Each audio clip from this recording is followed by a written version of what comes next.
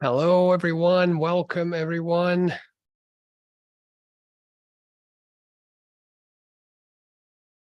Good afternoon. Hello, I'm checking the chat box here really quick. Hi, Jonathan, Nancy. Yes, please, everyone. Welcome. All right. Great to have you here. Hi there. Hola. Okay, so the Global Teachers Festival is part of a larger year-round academic program for teachers of English. And you can find lots of teacher development materials, no matter really where you teach or how you prefer to teach. You can just have lots of fun with our resources online. We have previous webinars, and they are all available for you to watch. We have like hundreds of articles, podcasts, a series of teaching resources for you to explore. So we just have to scan that link, just scan the QR code and go to macmillanenglish.com/ALAP. That's ALAP. Okay. So if you haven't really already, please make sure to go online and register for tomorrow's session. And we also have sessions the day after tomorrow. So we got 2 more days to go. Just go to macmillanenglish.com for you to join us. Okay. And just to remind you that within a week, we are going to send you an email. And that email will contain a certificate of attendance. And we'll also send you a virtual goodie bag. Okay. And this goodie bag's got lots of resources that will inspire you for various lessons this year. And if you're watching this live on Facebook or LinkedIn, you can register online on Macmillan English/GTF if you want to get a personalized and a virtual goodie bag, both custom for you. Okay, welcome world. Now we officially are beginning our session with 2 amazing talks. And these talks are by Myriam Monterrubio, and she will, this beautiful title here, Every Child Matters. And we also have, after Myriam, we will have 1 more session with Lucy Crichton. That's titled Children's Writing, Pictures, Words, Sentences, and Beyond. So we are going to have an amazing time together today with lots of opportunities for you to chat and to comment and contribute with ideas and exchange ideas later on. All right, so we have Myriam Monterrubio today. She will begin our session, and I will briefly talk about her bio. And she's a certified English teacher from Instituto Anglo-Mexicano, and also from Bell College in England. And she studied psychology at the Universidad Iberoamericana in Mexico City, and she specialized in child psychology. She's been involved in teacher training since 1987, and she's given numerous seminars in Latin America, the Caribbean, and the United States. And she's also the co-author of 5 Young Learner series here with Macmillan. So she's currently the coordinator of the bilingual program in 35 schools of the Daughters of Charity in Andalusia. All right, so I'm going to kindly ask Myriam to turn her camera on. And it's a great pleasure to have you here, Myriam, with us. And I'm just going to stop sharing my screen. So over to you. The stage is yours. Please take it away. Thank you very much. I am so happy to be with you. I see lots of countries. I'm so happy to see people from Mexico, Brazil, Georgia, Peru, lots of places. I am so happy with you. Hi, Leticia. I am so happy to see my students from a long time ago. Anyway, so So today, let me just start sharing my screen. Today, we're going to talk about something which maybe some of you, wait a second, okay. And oops, because I must have the chat here, because otherwise I won't be able to see that you're here. Anyway, so are you ready here? Can you see my screen? This is a screen that you are very familiar with, right? Okay, so today we're going to talk about that every child matters, okay? When we talk about our children, and today we're going to talk about the young learners, which is my specialty for the very, very little ones from preschool, first grade, second grade, but everything that I say today will, it has to do with all the students, all human beings, okay? So let's start with the quote that I found, okay? So it says that an inclusive classroom is not a special classroom. Sometimes we think that to have an inclusive classroom means that we will have a special classroom for special kids, and there we were going to teach differently, okay? But in this case, inclusion is a practice meaning that we have to actually do it, okay? Where you can teach children with different learning styles or different abilities, okay? And for doing so, we have to really get to know who our students are, okay? So the first thing that we have to think about is our classroom. Our classroom has to be that place where everybody is accepted, included, and is valued and treated with respect. Sometimes we will have sometimes children who are a little bit more difficult than others, okay? Maybe because they are a little bit more hyper than others, okay? So maybe some of the kids are not, they're not so quiet as we think, okay? So the first thing that I want to share with you is a video, okay? Look at that. What is it? So I'm going to be reading your answers, okay? So what can you see here? Okay, I see what? It's a frog. Very good. Okay, a crocodile? No, it's a frog. A toad. Very good. So what do frogs eat?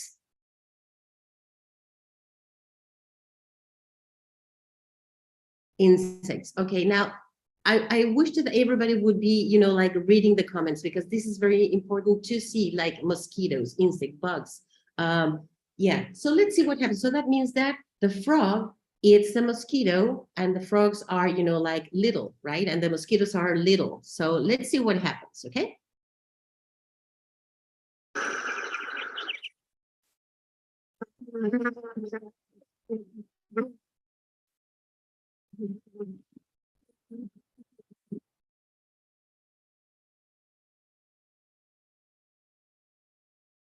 Oops. What happened? Something that the frog didn't think about, right? Wow, yeah, I know. So the frog wanted to really eat the fly, and oh my God, the fly won, Marta. Exactly, the fly won. And maybe it was because the frog didn't have this information about that specific insect that was stronger than the frog, right? So this is exactly what happens with our students. So our students are very different. And sometimes we see a student and we say, well, he is 3 years old, he's 4 years old, and he must be this and this and this. Sometimes we talk about the average kids, okay? And this is exactly what happens when we plan our classes, okay?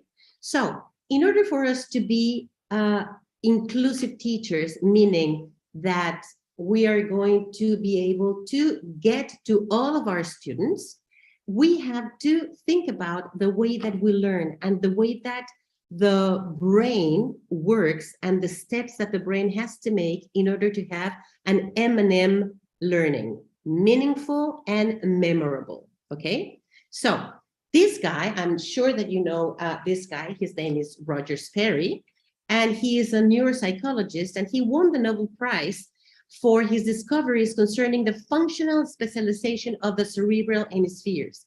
He discovered that every hemisphere had different functions, okay? And we know the different functions of the brain because we're teachers, right? So we really know the tool that we need to teach and the tool that our students need to learn, okay?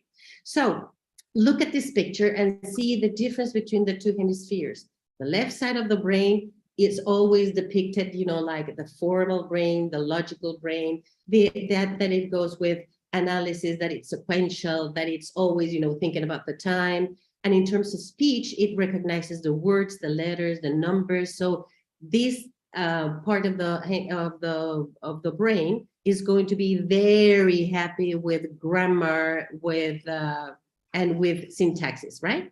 And on the other side of the brain, we have creativity, okay? So we have, you know, colors, we have all of these nice things that we love, like reading for pleasure, you know, like flying a kite and being free, okay? The right hemisphere is always considered to be the creative one, the musical one, the imaginative one, etc., right? So in this case, when it comes to speech, the right side of the brain will be very conscious about the content and understanding the words together and the meaning that these words come, right? Then we have, so now we know that we have two hemispheres working in different ways, but it doesn't mean that you're either or. Of course, as you can see, these little bridges, I think that they depict, you know, the corpus callosum, which is, you know, the very nice membrane that passes information from one hemisphere to the other hemisphere, right? So in this case, what we have to do is we have to train our brains and we have to make brain gym to be able to enjoy learning, okay? And then we have this Anthony Gregor, and I'm sure that you all know him because of his model, Mindstein's model, okay? It's not learning styles, but he talks about that our minds have different styles of taking in information, okay? And then organizing in a different way. So let's see. Imagine that this is the brain. I don't forget about the imagining it. First of all, he talks about the different perceptual skills that we have, okay? So we have the concrete perceptual ability, which is the quality that enables us to register information directly through our five senses. When using our concrete ability, we are dealing with the here and now, looking for hidden information is not bad, okay? It's just, I see it, I get it. And this is something that I like, is the WYSIWYG, okay? The concrete ability is what I see is what I get. So what you see is what you get, okay? So in this case, the brain doesn't have to work that hard, okay? Now, tell me, what can you see?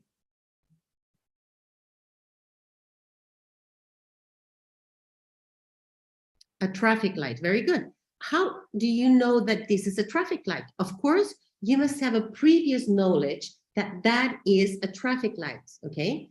One person said light, okay, for the colors. And exactly, the previous knowledge is very, very important, okay? So the brain looks at something that he previously knows and then says, okay, that's a traffic light.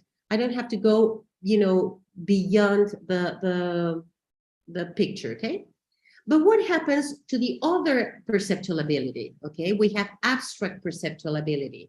And this quality allows us to visualize, to conceive ideas, and to understand or believe that which you cannot actually see. So that means that you see something and then immediately it has a different meaning, or it's not just what you see. For example, when you are walking around in a shopping center, and then you see a circle with a dog, and then the circle is crossed out. What does that mean? It doesn't mean that it's not a dog, but what does that mean? Exactly, not dogs allowed. Very good, Martha. So Lucy, oh, not ducks. So immediately you see the dog, you see the line across the dog, and then immediately you go beyond the picture, okay? So when using our abstract quality, we are using our intuition, our imagination, and we're looking beyond what is to the more subtle implications. So it is not always what it seems. So let's see. What can you see right now?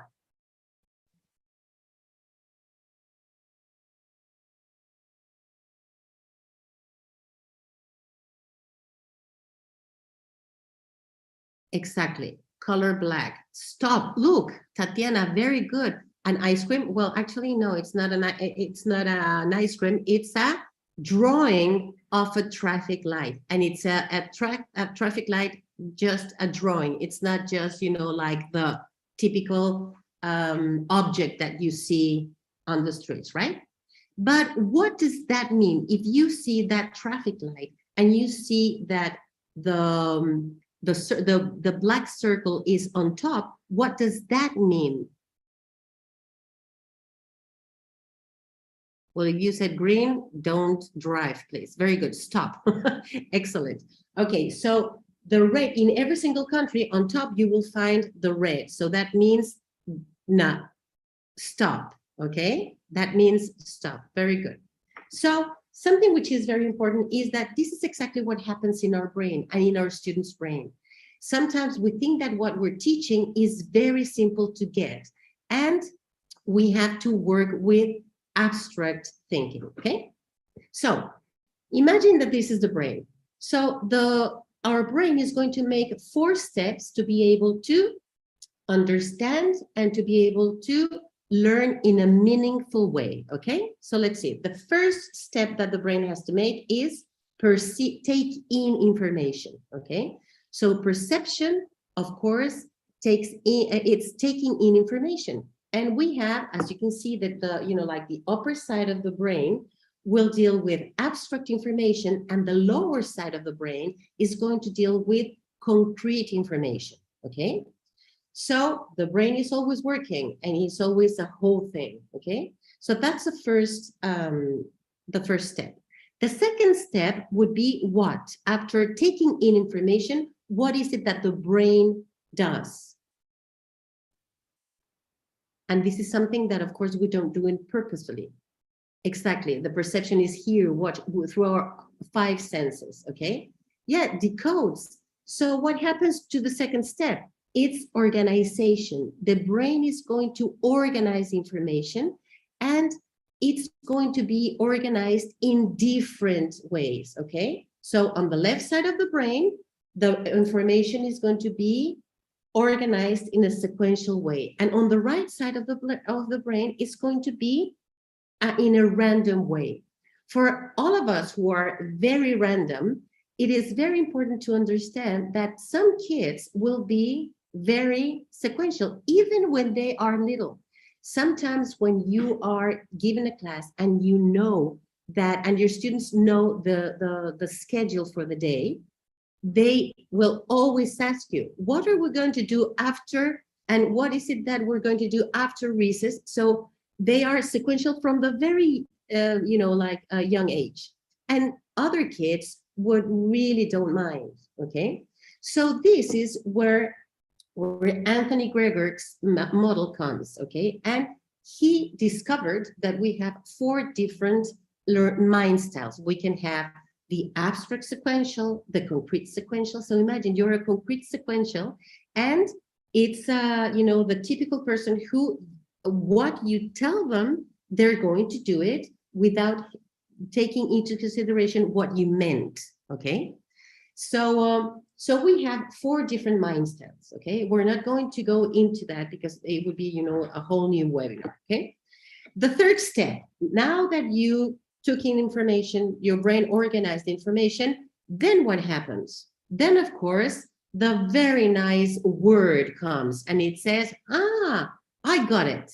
I understood it, okay? Third step. And then, of course, we we understand in different ways, okay? So the left side of the brain, the analytic kids are going to translate and verify. They will remember specifics. They will be rational and intellectual, even when they are little. They will need grammar rules. They love drilling, and they use their linear thinking.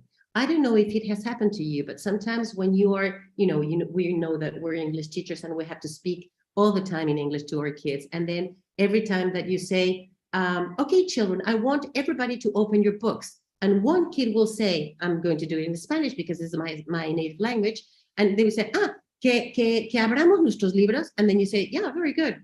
And then you say, okay, now take your red crayon, la roja, ¿verdad? La crayola roja. And then you go like, well, if you're not analytic and you're very random, you would say, why is he translating if he understands everything that I'm saying? And this is exactly what happens to the analytic. I need to verify, okay? So the kid is going to be always asking for different things, right? What happens on the other side of the brain? Of course, the global learners will need visual cues. They are thematic. They like drilling, but guess what? If you, for example, say, let's talk about fruit. What's your favorite? Listen, I like apples. Everybody repeat, I like apples, I like apples. The analytic is very happy because he knows that how to repeat the sentence. But what happens on the right side of the brain is like, well, I don't like apples. Why do I have to say that I like apples, right? So this is something which is very important to understand, right?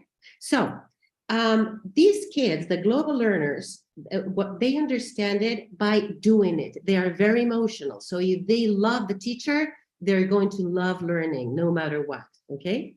And of course, they are non-linear thinking. So when it comes the time for them to learn grammar, they're going to go like, why do I have to learn this if I am able to communicate myself, right?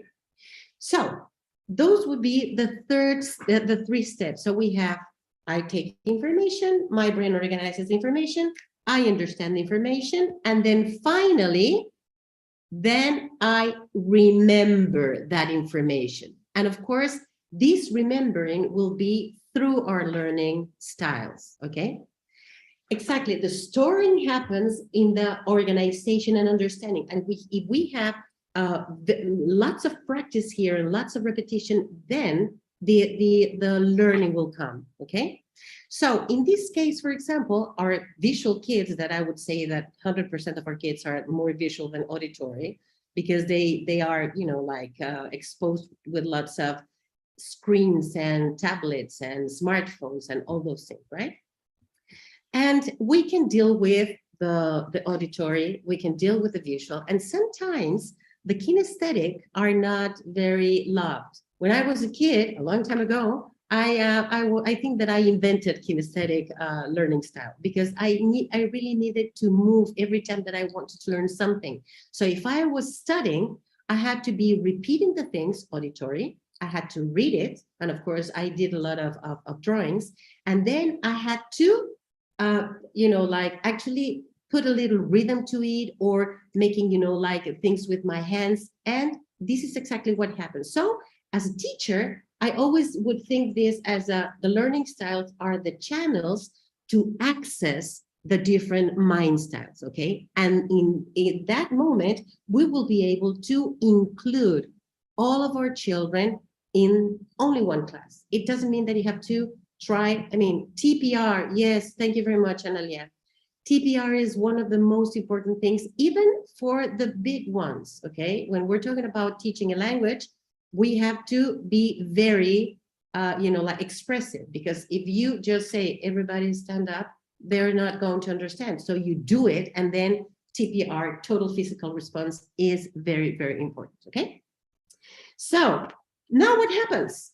This, I was reading an article, and I really love the example that this person was mentioning. And she said that the classroom was like a bowling alley, okay? And our kids are the balls. And the ball is the way that we start giving the class to our kids. And this is how it goes, okay? A teacher who doesn't know how to deal with different learning styles and different mind styles would do something like this, okay?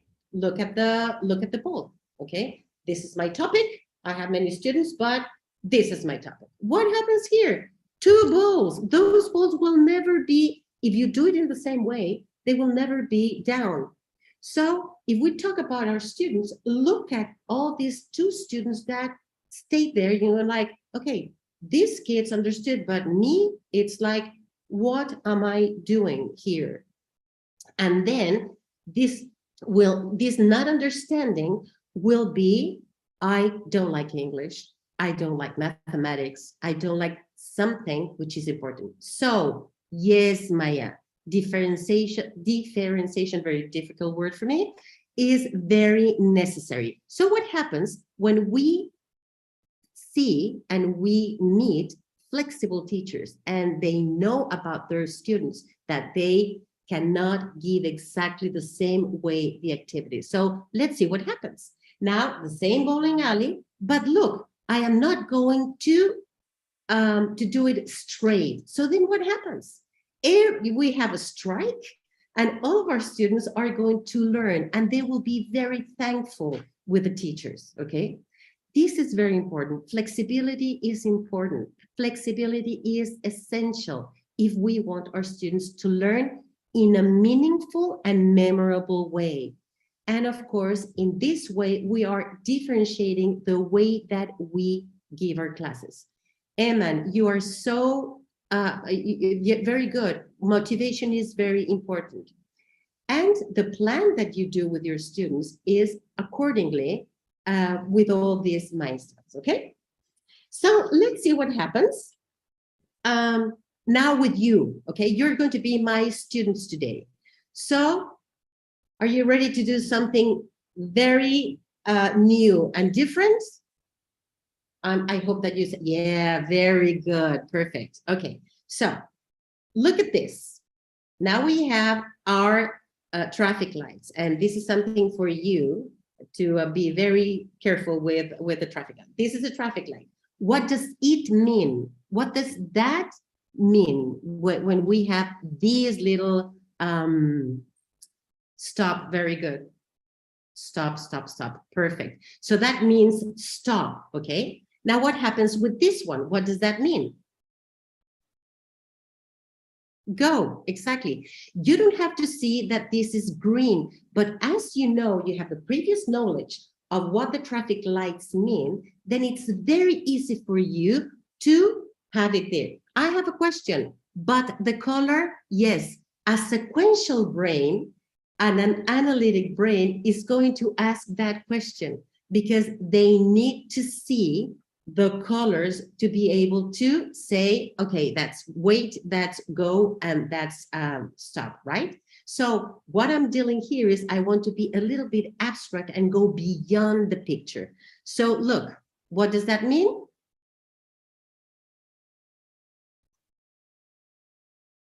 Careful, wait, caution. Well, in my country is go faster, but anyway.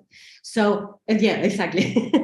So this is something that you really need to have a previous knowledge, okay? So now let's see. Now I'm going to stop sharing my screen and we are going to be together, okay? Like this, okay? So I want you to pay attention because this is something really new and really different, okay?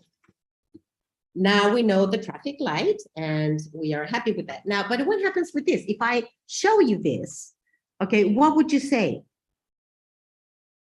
Smile, of course, happy, smile, because you know that this says a happy face, right? But now let's see, this is the concrete perception that you have. But now what I want you to start, you know, like acquiring is the beyond the picture, okay? So look at me and look at my hand. Look, what am I saying? I, very good. I. So in this case, I want my students to see that every time they see this very nice talkie, they're going to say, I. Very good. Now, what happens? No, but no, it's not I am happy. It's just I. That's a concrete person talking. It's I am happy because you're actually listening. This is really incredible. So when I say it's like I, very good. What about this? You, very good. What about this? He, excellent. And I would go like this. He, so that they are able to produce their language at the pronunciation correctly. Like he, very good. Now, what about this? Sekami symbol, my students. She, very good. Okay. What about this? Haha, this is new. It, excellent. See what's happening? Now, the first one was a little bit difficult, but now you know that these are what? What about this? What about the we? Perfect. We, look at the arrows pointing at each other like this. We, very good. Now, what about this one? You, plural, because look at they. Okay, they, you. Okay, you, plural, they. Okay, so what happens here is that what we're working with is the brain. It's like I am just, like going very hard with the brain, saying, yeah, I know that you're seeing smiley faces. I know that there are drawings, and some people might say, okay, it's a face with an arrow. Yeah, and then all together, what are they? They are personal pronouns, right? Now, let's remember, you have to be very flexible and you have to be very open-minded, okay? So let's see. This is. If I tell you that this is, then what would this be? Are, exactly. And now what would this be? Am. See, this is exactly what's happening. What's happening is that you are going beyond what you're seeing, okay? So we're working with abstract perceptual skills. Now, what about this?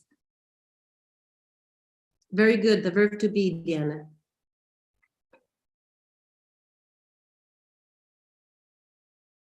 Look, it's a dice again, right? So your concrete ability is like, yeah, it's a dice. No, this is in. And what about this one? On, yeah. And this one? Under, perfect. So as you can see, with just a drawing, I mean, it's very easy to go beyond. Now, let's see. Let's go a little bit further. It's a mouth with an arrow pointing out. Speak. Give me another. Talk. Tell. Say. Very good. Okay. Now, what about this one?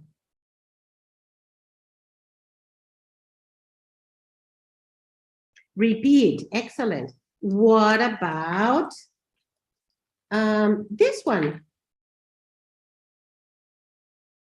Sing. Very good. So as you can see, our abstract abilities are working very, very hard. Okay. So now that we're dealing with this, it's very difficult for an adult to understand that that we have to go a little beyond. The kids are so incredibly flexible, and sometimes you will have your very, very sequential kids, and they would just say, it's a mouth with an arrow. It's a, and then a little bit, what you do is, look, you show it and then you act it out, like la, la, la, sing, la, la, la, sing, okay? Very good. So now let's go again to my, to the screen, okay? Because we're going to see what is different when we put all of this together. And let me just, okay, forget this. Okay, let's see what happens when we put this together and we want our students to be able to, like read, okay? So let's see. We already know this. And now let's see, what is it? And of course, your kids will say cow, that's it. But then what happens? The magic comes and the flexibility of our minds come. A drawing of a happy cow. Again, very concrete. I love this. I really love the drawing of a cow. Yeah. So in this case, it's like our random students and our global learners will say cow. Okay. Now, what happens here? What does that mean? It is a cow. Very good. It is a cow. And now, look, zik.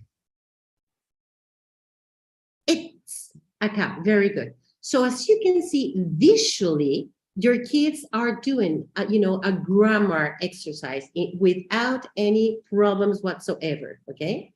So if you just put it on the board before actually going into the page of your book, when you're teaching the farm animals, then they're going to be really, really happy because they're having visual cues. Who must have visual cues to understand? Of course, the visuals, the abstract sequential and the abstract random, okay?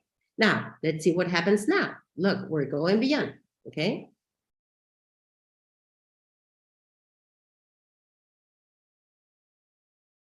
Exactly. Now we're teaching our students in a very visual way how to create a question. Is it a cow? And then what would be this? Look at the question. Where is the cow? No. Look at the colors. Very good. What color is it? What color is it? And then the answer would be, it's a black and white cow, okay? So little by little, it's what we're doing is we're dealing with the concrete random kids that they are looking at the pictures and they are actually understanding what's going on. And we're teaching them how to use their abstract perceptual skill, okay? Now let's see what happens. Look, what does that mean?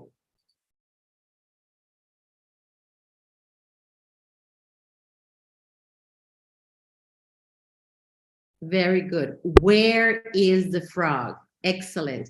Why did you say where?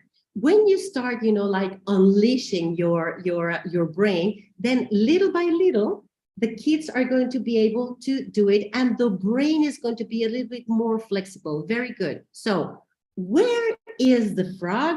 And then immediately we tell them, look.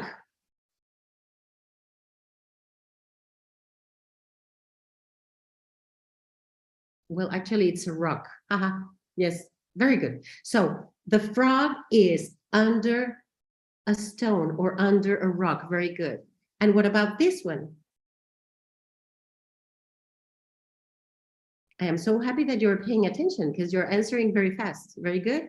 The bird is on the rock. Very good. So, and in this case, what you're doing is with just drawings, you are going to introduce your students to be able to do this, okay? Where is the frog? So imagine that you, before actually asking your students to open the book, then they're able to say it, okay? So where is the frog? And this is a beautiful song, okay? I am not going to sing it to you because my voice is not very good, but look, now we have the frog is under the rock, the bird is on the rock. And this is exactly what we gave our students with just doing it, okay? Very good. So this is what a teacher thinks about when he or she is planning the class. It's like, either I just ask them to open the books or I just do something with the perceptual, with the first step, perception, okay? The second will be organizing. And then here, when they see the pages, they're like, oh, now I understand, because they're actually seeing the picture and they were able to say the complete sentence. So this is really cool, okay? Now, let's see what happens here. Let's see if you can see what I'm saying here.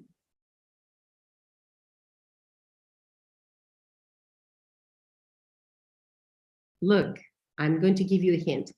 You say yes. You, very good. You speak well, could be, but in this case, it's you say yes, I say no. You say stop, and I say go, go, go. Very good. I don't know how to read your name, but exactly. This is the Beatles, okay? Look, let's see. I don't know why you say goodbye. I say hello. So let's see what happens when we put this um, into a song with our kids. Okay, let's see. Oh, wait a second. What happened with my song? Oh, my song is lost. Well, the song was lost, but here what we could say is that we were able to give a very nice song by using this. Okay, so I'm sorry. You say yes, I say no. You say stop, but I say go, go, go. See? So exactly, this can be done with emojis because this is exactly what our students are actually looking at, and they are actually, like being very happy with lots of emojis and emoticons. Okay, the name of this song is Hello Goodbye. Okay, and of course, all of these talkies were created a long time ago when I wrote a book for Macmillan and Jigsaw. It was Jigsaw, and it's not on the market now. But look, we have to go back again to the first part. Okay, so what is inclusion? Inclusion is a practice where you teach children with different learning styles and different abilities. In this case, what happens is that we want our students to become, like happy learners, and that they really enjoy what they are learning. And something which is really cool is that we are going to get our students, our very young students, speaking in complete sentences by just looking at pictures that mean different. Okay, so one of my favorite authors in life, and he talks about brain-based learning, is Eric Jensen. And Eric Jensen always says, teaching is not a job or a duty to perform. It is a privilege for those with hearts big enough to love enough. And I know that all of you have all these hearts, very big hearts, because you are taking your time to attend this type of seminars. So for me is everything that I wanted to tell you today in a very brief way. And for that, I thank you for your attention. Thank you very much. Should you have any queries or questions, I can you can see my email there. Okay, so thank you for coming. Thank you, Myriam. Thank you so much. It was amazing. Lots of insights, ideas. Thank you. And we have many questions for you, and I'm going to select a couple here for us to discuss. The first one, Myriam, comes from Gisela Serra.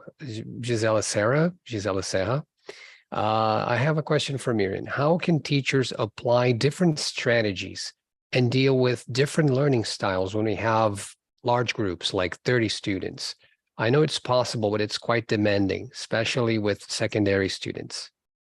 Oh, yeah, you're absolutely right. Teenagers are a different story because the teacher, first of all, the teacher has to be a very open-minded teacher and a very, I would say, like an actress or actor, okay? Because when you are in your classroom, you have to act lots of things that your students will have to, repeat. Something which is very important is motivation.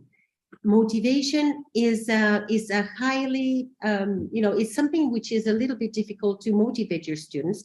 But when they start having success and they see that they are able to perform things without any, without any strength, without any, I don't know how to say, but that they are strong in using it, they feel, happy, and they feel that they are doing something right. So it's very difficult for us to, understand teenagers. And when I started teaching, I didn't like teenagers. When I started teaching them, I loved them because and of course with them is they either love you or they hate you, right? So as they're going to do that, so if you're motivated and you really love what you're doing, do whatever it takes.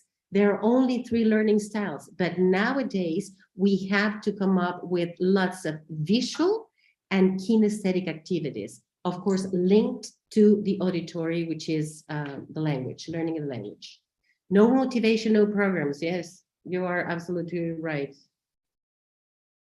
Perfect. Somebody here, let's see, Analia Astenza. She's asking, how do you introduce the codes? Is there like a strategy to introduce the codes, when you first present them to the children? Yeah, that's a very good question. What I would do is, as every single talkie has a meaning, it's very easy for me to go like this. Okay, it's like, okay, for example, if I show them and I would say, okay, look, what is it? And then the kids will say, yeah, it's a chair with an arrow pointing down. And say, okay, look at me, stand up. And then you immediately do it. You don't explain. You don't say, okay, you go and every time you see this, no, you explain and you do it, okay? And now if I show you this, stand up, and what happens with this? Sit down. And then the talkies will have to be presented like exactly as I did. When I did this, I'd like, I. And then of course, if you want to go beyond, it's like, I, and then you put I am, okay? So it's not, it's the use of it instead of just presenting it and using them at the very moment. Perfect. So yeah, modeling and everything. That's perfect. Yeah. Is there any issues in your opinion? I mean, how would you do it with, let's say, special needs? Is there like, can you use the same for everybody? Yes. Somebody, Mikhail is asking. Yeah, something that has happened to me here in Spain, in Andalusia, I live in Seville. And when I go to these classes, there are some, for example, kids, autistic kids, or children with a deficit disorder. And something when I start giving these classes to the kids, just using the talkies, the teacher says, I didn't realize that my kid was able to do it, and he never raises his hand.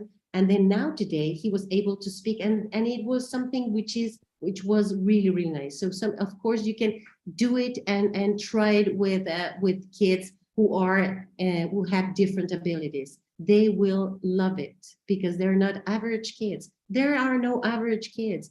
Every single kid is different. That's why every kid matters. It's like, I know that you like more visuals, and some kids would be, would like to have a little more fun in their classes, right?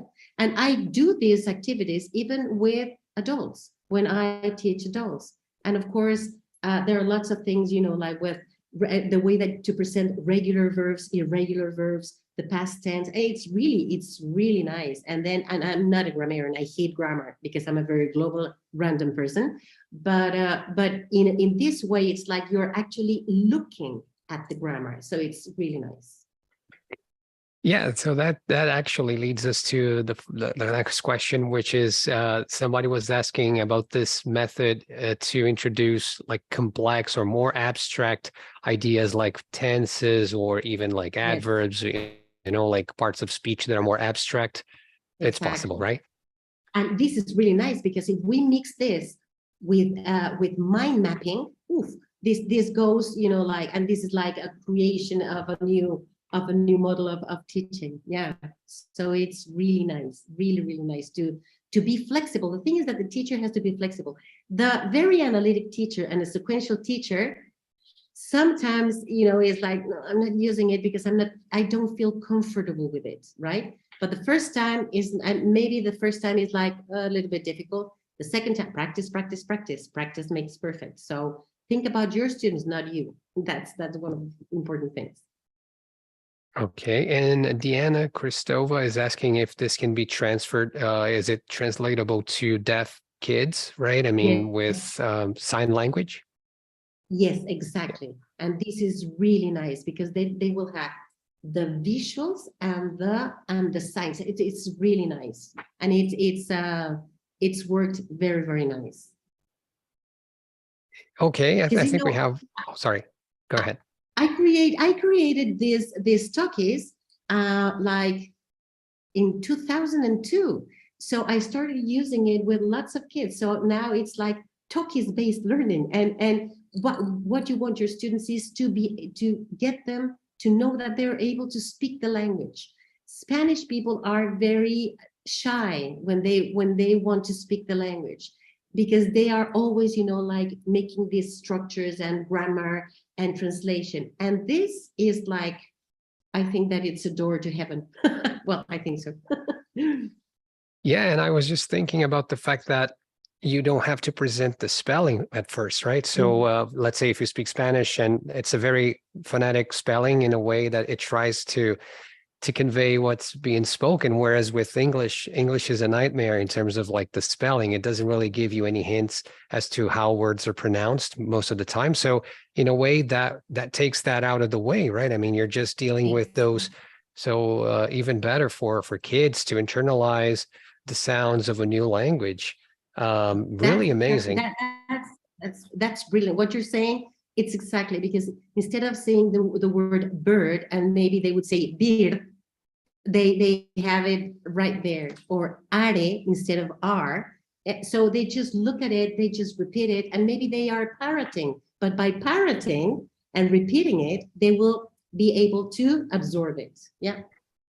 Perfect. No, Yeah. that's amazing. I was just watching and like, oh, this is so beautiful.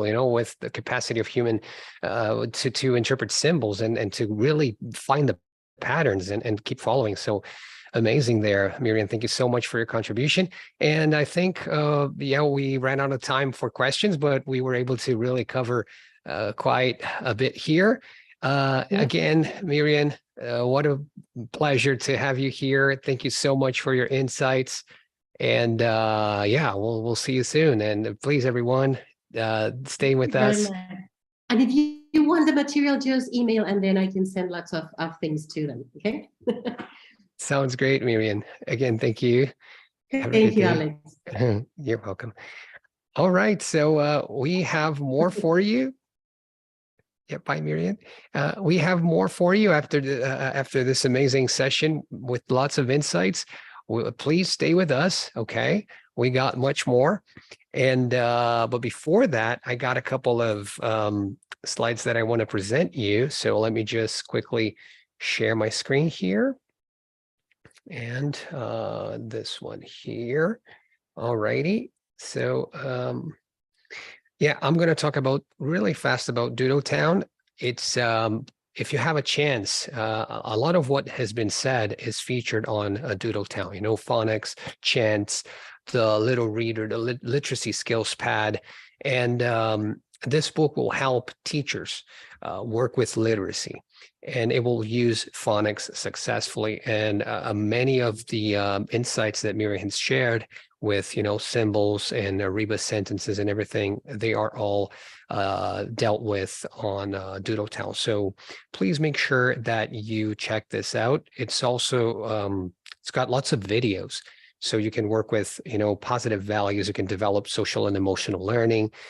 You can expose children to their first contact with images, language that is related to really ludic, playful, memorable moments. And the syllabus of Doodle Town is aligned with our primary course, which is called Global Stage. And so they together, they make this beautiful 10-level program. So in order for you to download all the resources, you just have to go to our website, macmillanenglish.com, and you can find Doodle Town resources and Global Stage. So Global Stage will bring you this rich language syllabus, and there's an extensive and diverse literacy program. So again, that's why it's a beautiful bridge to go from Doodle Town to global stage.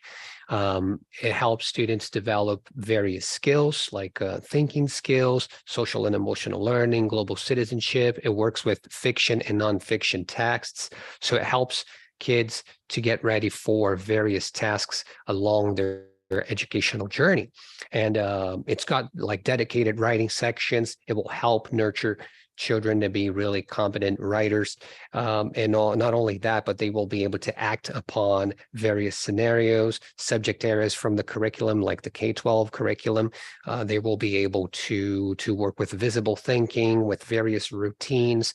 And the framework is deeply rooted in research-based studies and articles, and the syllabus is, like I said, linked to Doodle Town. So it's going to be a rich experience for you to complete this 10-level program. Okay, so what happens now?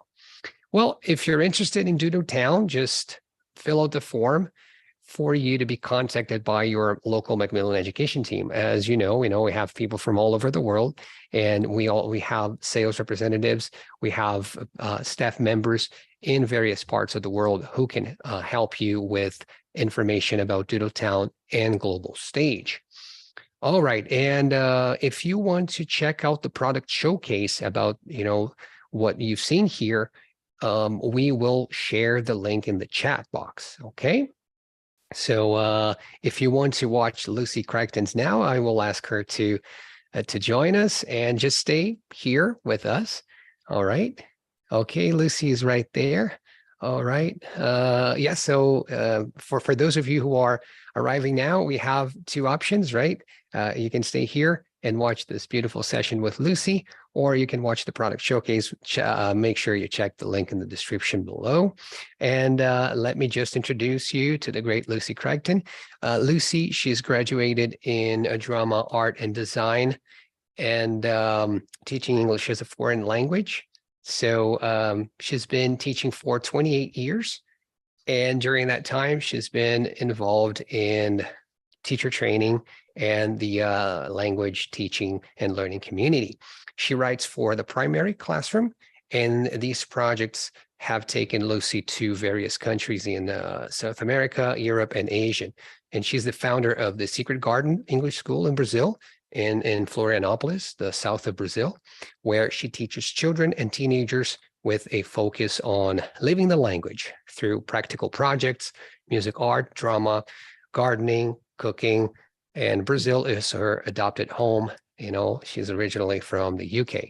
All right, the stage is yours, Lucy. Please take it away. Over to you. Thank you. Thank you so much, Alex, and welcome everybody. It's a huge honor and a pleasure to be with people from all over the world. Thank you to Macmillan for organizing this amazing festival.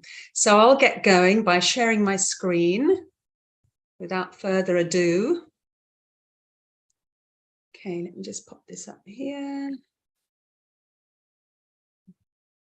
Great. Okay, so we're going to talk in the next 30 minutes about children's writing. We're going to talk about pictures, words, sentences, and beyond.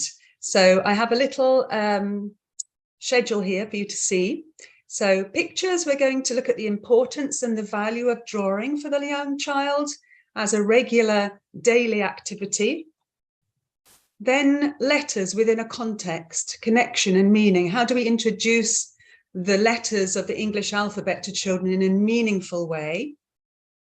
And sentences, how can we use creativity to help our students create and construct sentences in a correct way? I think some of the things I'm going to say are going to connect to what Myriam said earlier in the last session, to support sentence building. And then a little bit beyond, stories, dialogues, personalization, little things that we can do.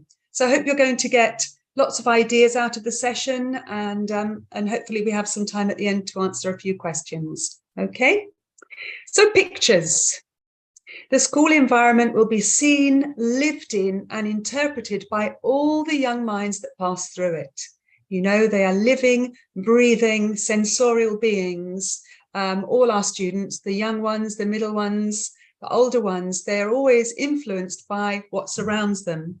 And so this is a picture, a photograph of my school, and I brought you a picture drawn by one of the students. I think an 8-year-old drew this, and for some reason he's written cooking on the front. There isn't a sign that says cooking, but I can already tell that that's something that student likes doing when they come to the secret garden. So environments are very, very important. And learning through play, discovering, doing, making, inventing, exploring, socializing, all these things, storytelling, all these things help to construct a new language by nurturing the child with interesting things. And I think that we can definitely bring interesting things into the writing activities that we do in our schools too. Here's a little picture of a group of students in our school to do a writing activity outside. We've got a table outside in the garden. So when we think about children who come into our classes, they come with so much inside them. Look at this little cartoon, right? They come with their toys, their friends, the games they've been playing, their pets, interesting things they've seen around. And so we have to remember that they have all this inside them, and we have to find ways for them to put it out, right? I mean, they're so amazing, children, aren't they? And adults can always help children, especially for them to be positive about writing. Look at this lovely picture here. It's probably a demonstration, but this little toddler who isn't writing yet has made her mark by scribbling her own personal message on a piece of cardboard. That is writing as well. That is giving the child space to express themselves with pen and paper or whatever you're going to use, okay? Found that very cute. So the underlying skills that children actually need to have in order to be able to write, there are hundreds of different skills. And, that's why we have to know about developmental stages and also give children time to understand what it means to write, yes? Time for dexterity. So here are some of the things that they have to work on before they can be good writers. So finger strength, the grasp that they have of their tools to write, wrist stability, spacing, how do they space the letters and the words along a line, the formation and sizing of those letters, capitals, lowercase, line regard, how do students learn how to start on one side and finish on another, there's a lot of sensorial, there's a lot of visual skills that are needed for that. And as I've said, the fine motor skills too, yes. The overall speed in which children can finally write when they're copying from the board to the page. And the big one is concentration these days, right? How do we help them keep focused? So we need to help them develop their fine motor skills. And so these kind of activities, especially in the preschool classroom, but I would say if you can in the primary, and I even do things like this with my teenagers, they really appreciate manual activities that have to do with language. So modeling, painting, loose parts play, lots of different weights and textures, little tiny things for little fingers. Yeah, a great variety of things, gluing and sticking, and the scissors skills. All these skills help students with their final writing. And they should be revisited many times during the school year. And also, if we want our students to produce beautiful work, we have to give them appropriate tools, right? So you can see here, these are the kind of books that we use in our school. They don't have lines, yeah, especially for the younger learners, because we give them a chance to find their space on the page, to be able to draw and write, yeah. If we gave them this book with lines, we are dictating where they have to write. If we give them a free empty page, we give them a chance to experiment and learn how to find their way within that page. The same goes with materials, right? When the hands are little, they need big chunky things so that they can learn how to become more dexterous, yeah? I see a lot of times little children using the thin pencils instead of the fat, chunky ones. Yeah. So their hands take time to develop, so they need to have the appropriate tools. And little chalkboards or little mini whiteboards with marker pens where they can do some individual writing are also fantastic in the classroom. So always think about the tools and the quality of those tools. Let's have a little look then about directionality and spatial awareness in the preschool kids. First of all, they're going to do the scribbling up and down. And eventually, by the time they're 3, you're going to start to see circles, and then by 4 years old, a cross, and so on, until they're able to do a triangle round about 5.5 years old. And I'll give you some examples, right? You can clearly see the circle being experimented with there. And yeah, what are the first things that children want to draw after they've done the scribble? Is the head, right? The people, the head and the body. That's why the circle is very important to them too. Yeah, and then as they branch out from that, they're able to do body parts. They might do a representation of the hand with many different fingers, the big eyes looking out towards the world. And you can also see the strength that kids have when they're marking on paper, when they're drawing. You can see their strength. You can see how they use color or not. Yeah, I often see, when I see colorful drawings, it makes me think that those children have colorful home lives a little bit, right? Here you can see, this is the same child as the scribble here on the left. She hasn't quite managed to do the triangle for the house, although she is already separating the sky from the earth. Here's another child's drawing where they are managing to do the triangle. They've got a little swing, they've got details, the dog's house. So there's so much to be learned from children's drawings, you know, and connecting drawings to writing is one of the best ways to ease children into the writing process. So in some pedagogic methods, you'll see that the signs of school readiness have to do with when they do separate the sky from the earth. And in this beautiful drawing, you can see this child emerging suddenly, right? And you start to see the feet on the ground. In this little picture here in the middle, she hasn't got the actual feet on the ground, she's got the legs. And it was very interesting to see her drawing because she was one of those students who were very dreamy, you know, you had to call her back down to earth sometimes. She was always like off on a little dreamy thought pattern. And you could see that a little bit in her drawings. And in this other one, you see feet firmly placed on the ground. You see it's a very happy, colourful, social demonstration of the child's background. So the proprioceptive system, the child's sense of their bodies in space. And, you know, this is why play is important before we get these students actually into the classroom and moving, which is another thing that Myriam mentioned earlier.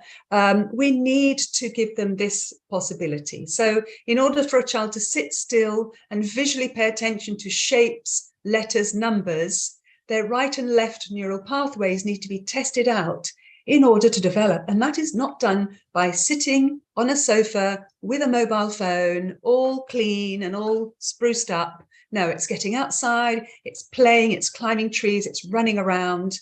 That's the sort of healthy play that we need in order to help our students develop their finer skills later on. Yes, so playing with their whole bodies. And then the pictures that letters can make. You can see here that this letter K starts off with a knight in shining armor, because that starts with the letter K. It could also be a king, but you can see that the letter starts off as a drawing and then is made into the shape of the letter, right? And also experimented with in many different ways, with different colors, with different forces. So here's a little thing for you to do, and I won't be able to see it, unfortunately, because we're online, but I'd like you to, let me give you the instructions first, take the first letter of your name and make it into a small figure or picture of something that starts with the same letter.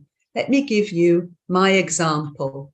So L for Lucy, and I've drawn a lorry, Lucy, lorry, and you can see that I've contextualized the first letter of my name. And this is a very nice way to introduce new letters to students when it connects to them, right? Not something floating around, you know, not something isolated, something that has a meaning and context. And children connect very well to images, don't they? Okay, so maybe you're going to do that as we work. So whole body writing, yes. In the first picture, you'll see a little boy. He has a clipboard, which is a great way to get writing mobile. Yeah, so going out to find something in the garden, researching something, using a graphic organizer to organize where that writing is going to happen. And also you're going to see these chalks. These chalks have been used out in the playground, and children can draw and label different things.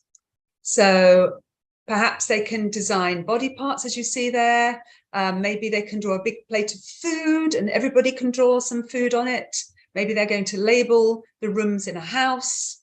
But it's important that some moments of reading get to use the student's body. Maybe they're sitting on the floor, right? Maybe they're standing up. But it's very helpful for quite a lot of students these days to be able to be mobile as they work. Okay. And another thing, I haven't tried this out in my school yet, but I found it very interesting because I noticed that some children find it very difficult to focus and concentrate. And often when I look at them sitting down, I see that their legs and feet are moving all the time. You know, there's like they're floating around underneath the table. So some of those kind of children, they need support so that they feel present in the classroom. And I'm going to try this out with a few of my students because I think that it might just help them. Yes. And that can be a simple thing like putting a shoebox underneath their feet so that they can be present, as I've said. So I'm going to finish this first block about pictures with this lovely little video. I think you'll be able to hear the sound, but if you don't hear the sound, just let me know and I will redo it. But this is just for us to remember the beauty and the importance that we have in our hands when we're teaching children anything.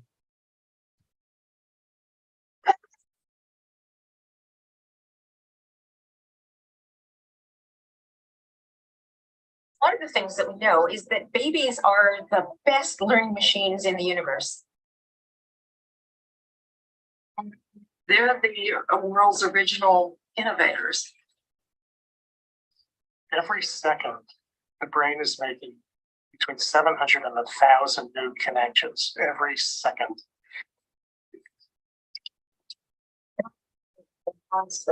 È una specie di sorpresa per l'umanità.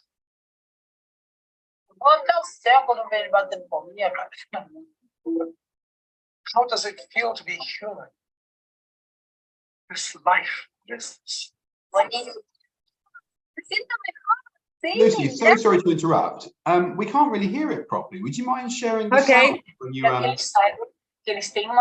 Hang on. Thanks. Sorry to interrupt. No, you have to interrupt because I need to get it right. Hang on a second. It's got lovely music, hasn't it? So you don't want to miss it. Yeah. There we go. I'm going to share the sound again because it went away. E que eu estou enxergando.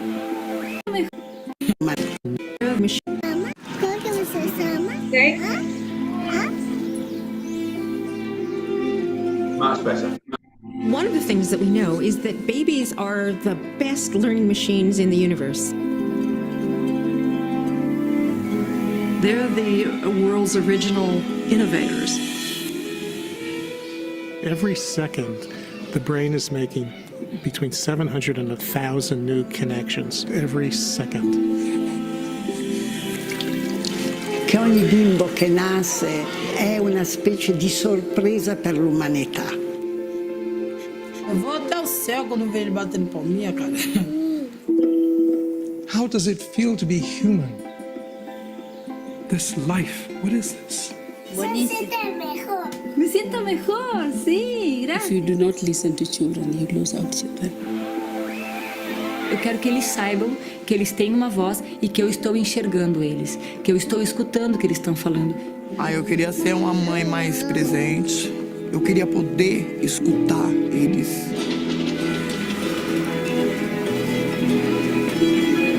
The only thing they really care about is whether I'm present.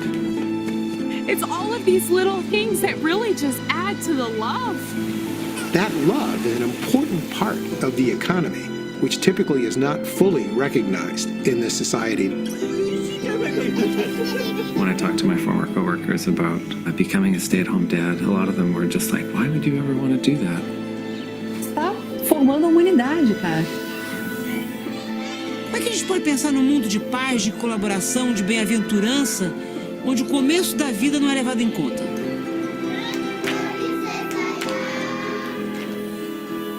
They are so blinded by love for me, they almost can't see my flaws. When you pay attention to the beginning of a story, you can change the whole story.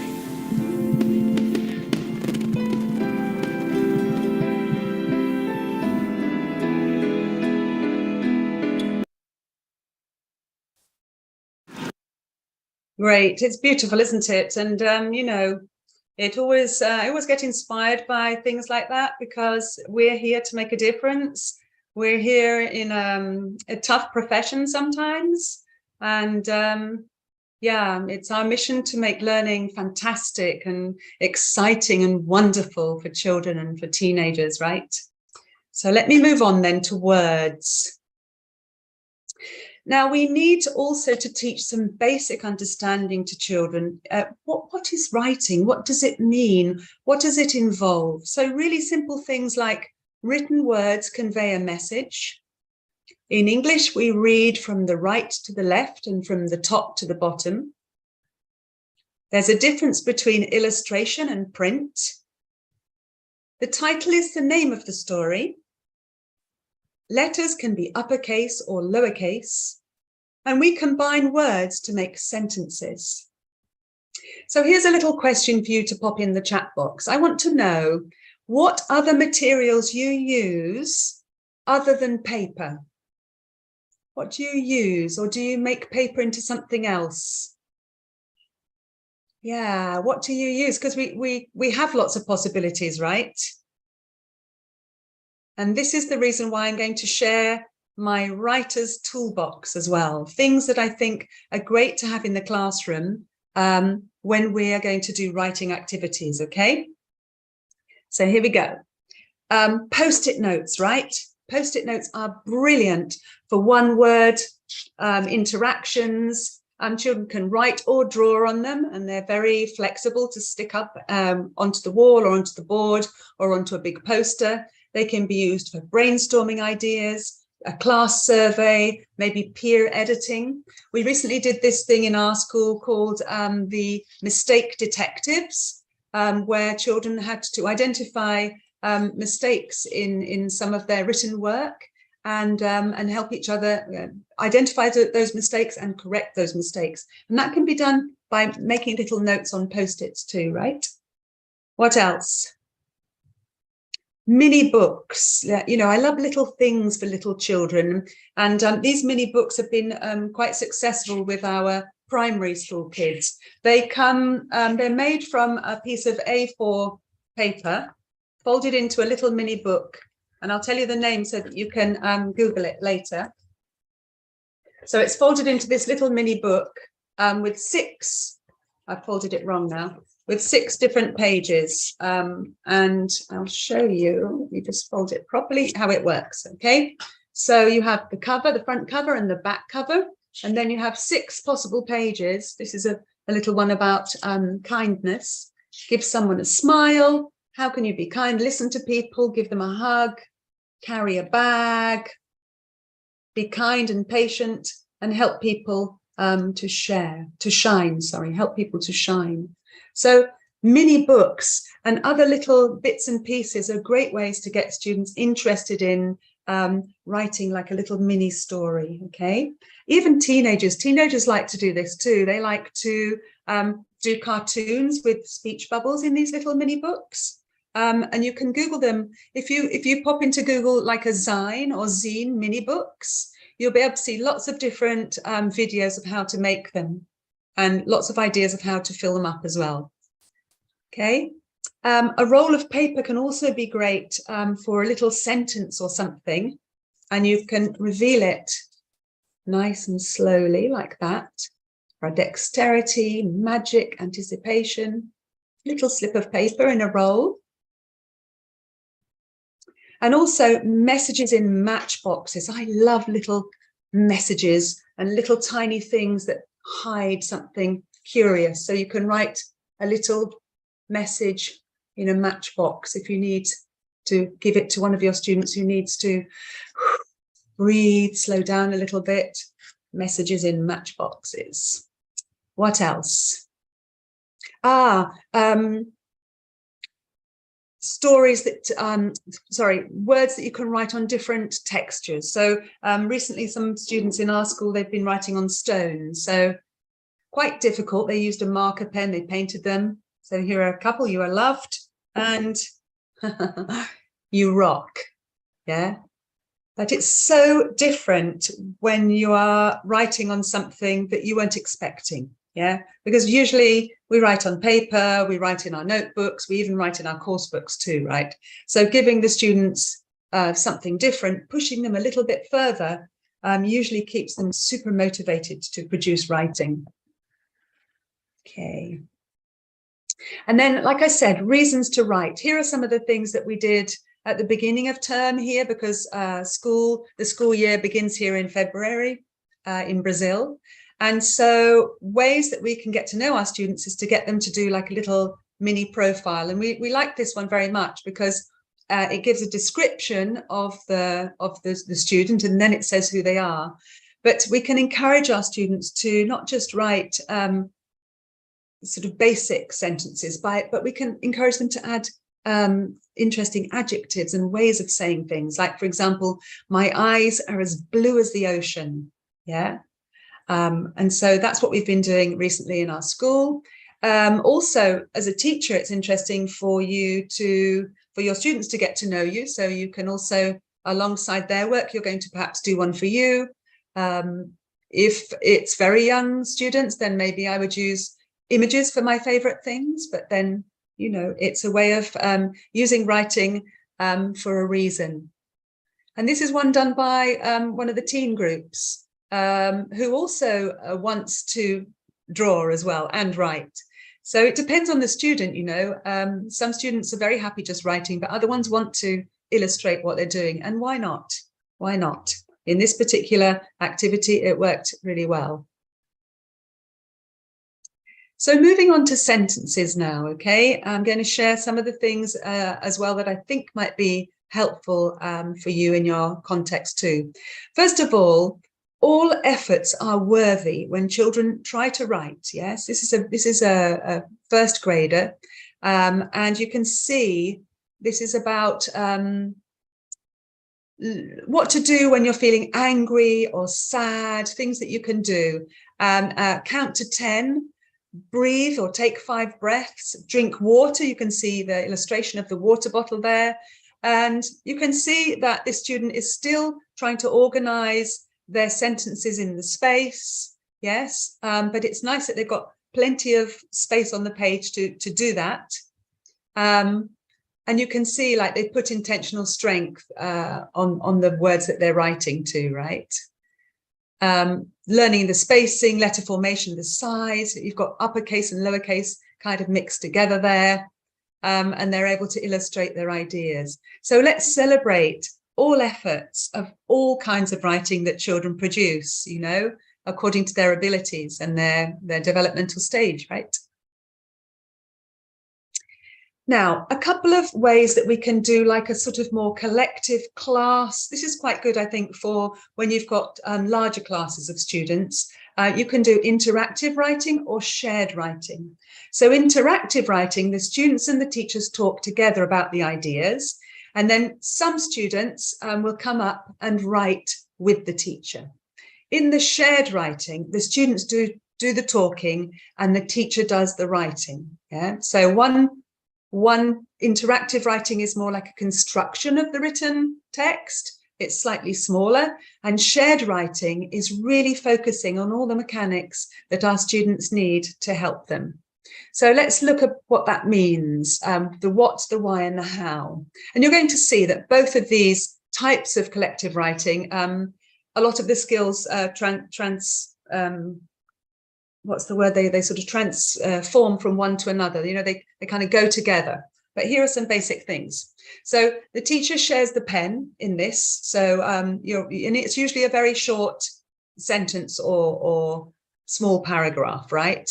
The spelling and word choice is up to the students. And then you'll be able to see also how your students are doing with their spelling too, right? So it highlights their language skills and they don't have to write, you know, they're going to come up and write one word. So it's possible. They don't have to write a whole sentence on their own without that support, but they're able to be interactive in the writing process.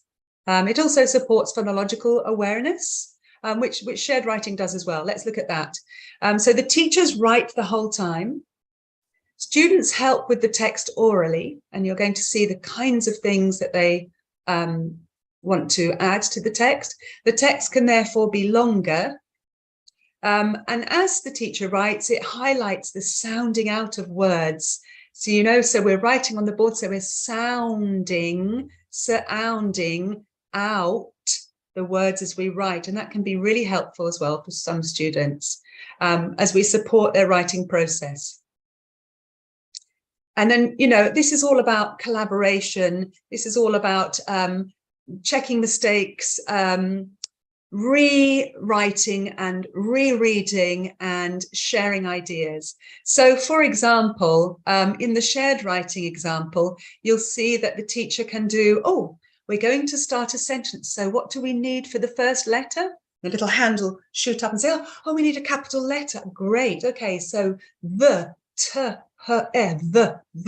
So we'll start with that. Oh, we've come to the end of this idea. What do we need? We need a full stop. Okay, so it's really helpful for the students to see how a written text is constructed. Yeah. Okay. They might say things, they might suggest things, and then you'll say, well, how can we say that? How can we say that? How can we write that? Or they might say in their first language, and you might say, well, how can we say that in English? What's that word? How does it go? How does it sound? Do you think it starts with a TH, or does it start with a CH, or how does it start? So you can really, depending on what you know about your students, you can really draw attention to what you know they need. And also things like, oh, shall we say that the elephant is big or enormous? Enormous, teacher. Let's write that the elephant is enormous. So they really, you know, it keeps them motivated. It keeps them on focus as you try to involve them in this writing process. And you know what's lovely too? Let me just take a little sip of water. What's lovely too is when we have materials in our classroom that really support and scaffold the writing process. Yeah, so I'm going to show you some pages from Global Stage and just highlight some of the important features. Okay, so visual literacy is very much part of this course. So when students are introduced to new vocabulary, they can clearly see the images connected to each word, right? Here they're going to listen and they're going to number. So they've got plenty of practice in the initial vocabulary that they're going to need later to write. Recognition, listen and say. And then they come over to a graphic organizer with this little mini pie chart here, where they're going to put members of the family that are male, members of the family that are female, and then in the middle, the collective family names, cousins, grandparents, for example. But you know, the good thing is that all the language that they need to do that writing is on the page. Okay, so it's all there. It really helps us a lot. And then also scaffolding for success, right?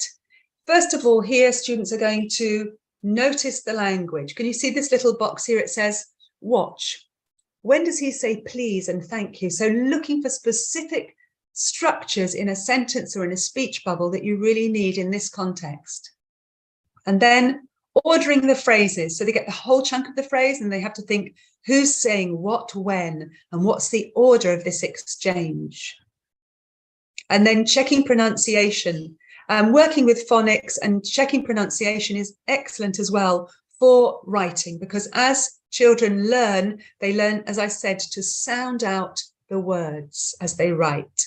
And that helps them make less spelling mistakes for sure. Then they're going to plan the conversation, right?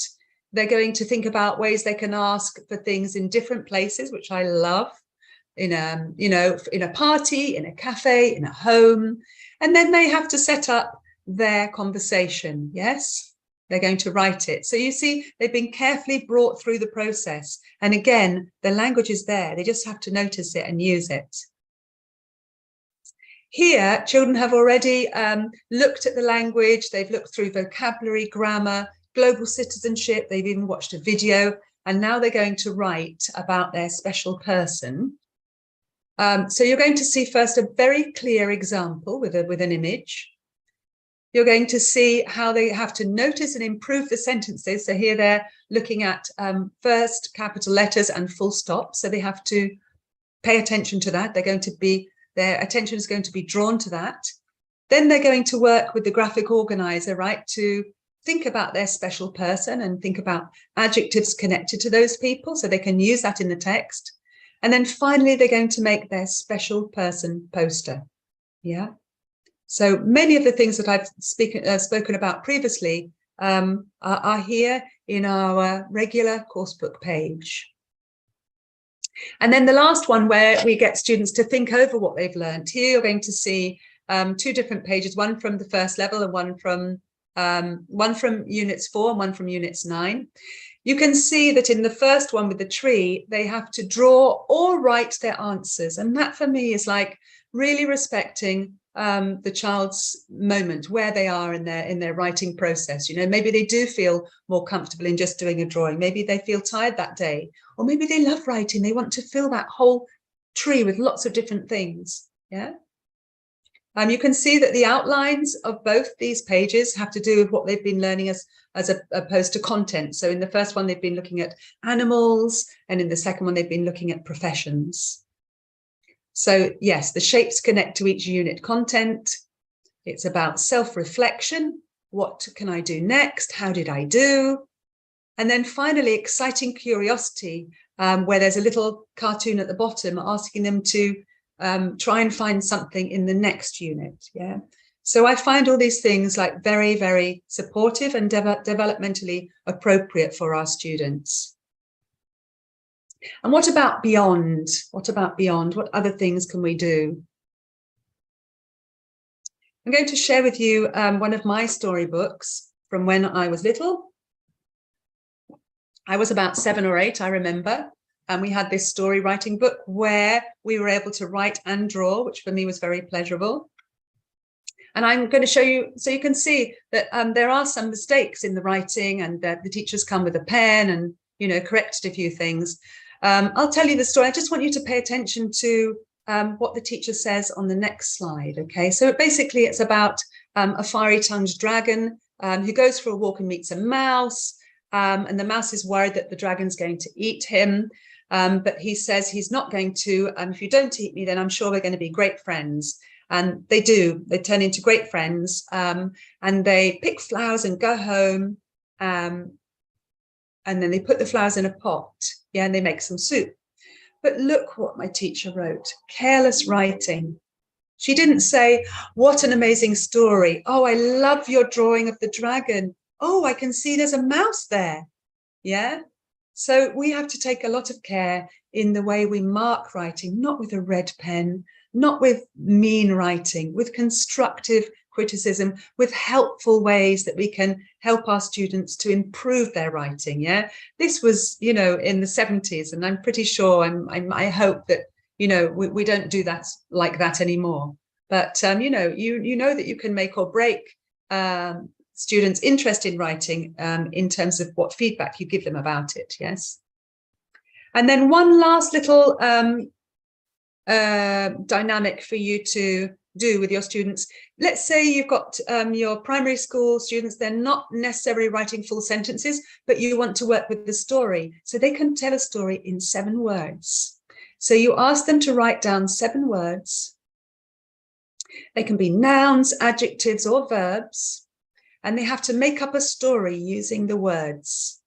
And you're going to invite them to act it out using mime, or it could be using a little puppet. I'm going to use my little puppet, Sophia, to show you what I would do. And we can repeat these words many times in order to tell the story.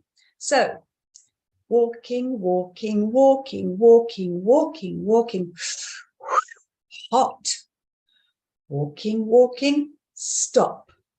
Ooh, a tree, a tree, a tree. An apple, an apple. Jump, jump, jump. Eat. And that, in 7 words, is a story. It's definitely doable, and it includes more children to have a go at something. So finally, don't forget to document your students' writing, because you can have these gems, you have these presents, you have these gifts that children do with their writing. This one is for homework, and it was, what would you like to do working when you are grown up? Please draw yourself working. And this girl of 11 drew herself as a horse whisperer. Fast forward 10 years, what's she doing now? Working with horses as a horse whisperer. And why not? So we've talked about how to incentivize children to write. We've talked about taking care of their developmental processes, giving them lovely materials to use, exciting them with a wealth of different ways and different things to write about and to write with. Yeah, and to remember to take care and to excite your students to write together, write in pairs, write in small groups, and, you know, try and make it as positive as possible, because maybe we have some amazing new writers out there, and that's what the world needs, right? Okay, so that's my talk.